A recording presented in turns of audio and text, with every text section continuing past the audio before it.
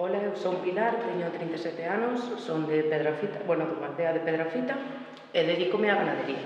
Meus padres teñen unha tienda de alimentación nun pueblo polo que pasa o camiño, a Faba, e, ali é curioso porque o neno está moitas veces, o pequenito, entón unha vez falando cunha peregrina, lle preguntou a miña madre se non habría unhos ovos para cenar, porque non, que lle apetecían ovos, vamos.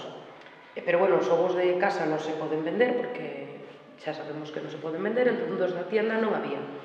Entón dixo que non había, e entón a peregrina lle dixo, dice, ca cantidad de vacas que eu vexo polo camiño, non habrá unha vaca que me regale 2 ovos.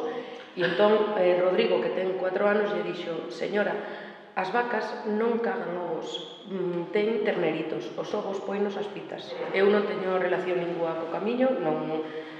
incluso se pode dicir que a actividade económica que desarrollo tampouco ten, porque, vendes a cooperativas, entón non vendes a ningún carniceiro de aquí, co cual non queda, digamos, a mí non me influye directamente. Pero, si hai camiño e hai vida, pois hai outra xente que sí que traballa directamente co camiño, e entón, si hai outra xente que ten outros nenos, pois isto, o rural ten vida. Si non hai, quero dicir, si non pasa o camiño, pois nos vamos uns para un lado, outros para outro, e se se empeza a ir a xente, ao final vámonos todos, porque nos quedamos sin servicios, entón temos que nos ir, non queda outra. Creo que o camiño move tanta xente por todo un pouco. Hai xente que tú falas con eles e, van porque realmente creen que deben de facelo por dar gracias, porque lles curou unha enfermedad, porque algún familiar se puxo mellor. Outra xente vai porque, pasas unhas vacacións onde conoces xente, conoces outras formas de vida, conoces outras experiencias, e outra xente simplemente vai por estar en contacto ca naturaleza. O camiño, en Castilla menos, pero no que é a zona do Bierzo e a Cía Galicia é todo por naturaleza, hai castaños, hai robles, entón, aí supoño que se encontrarán con moita fauna salvaxe que non teñen a oportunidade de ver todos os días, fauna que non é salvaxe, que conocen,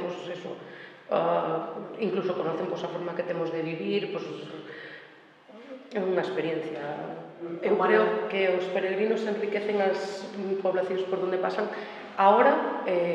maiormente económicamente. Está montado dunha maneira que non teñen tempo para falar contigo, e sobre todo meses de julio e agosto e setiembre. Despois, ao mellor os que van en maio e outubro teñen máis tempo de pararse. Eu na miña casa, dos meus padres, recollemos castañas e sí que as recollemos á beira do camiño. Entón, sí que a veces nos preguntan por que as recollemos, se son para os porcos, se son para vender, o que colles facemos, ou incluso te dice, poden coller algunha, pero cando é nos meses de centro, non, porque todos teñen moita prisa por chegar a unha para coller a plaza no albergue. Entón, fai un pouco vida, pero donde fai no albergue, donde fai na parada. Creo que para fomentar un pouco o desarrollo rural, non sei, máis ou mellor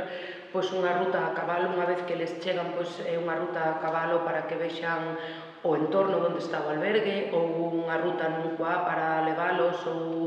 e explicarles outras cousas que non ven no camín, ou mellor algunha cova que teña restos arqueolóxicos, ou para ver como traballamos nunha ganadería, ou para ver como se manteñen as castañas,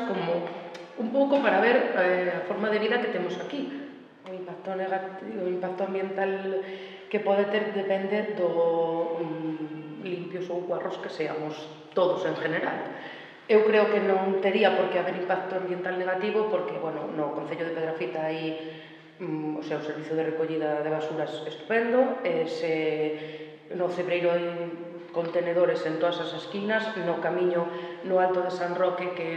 normalmente, é un monumento que se homenaxe ao peregrino, entón ali paran, fainse fotos, ali hai un contenedor ao lado preparado para, ao lado do albergue en hospital exactamente igual, non tería por que haber impacto ambiental negativo se nosotros cuidamos de que o que levamos o depositamos na zona habilitada para eso. Non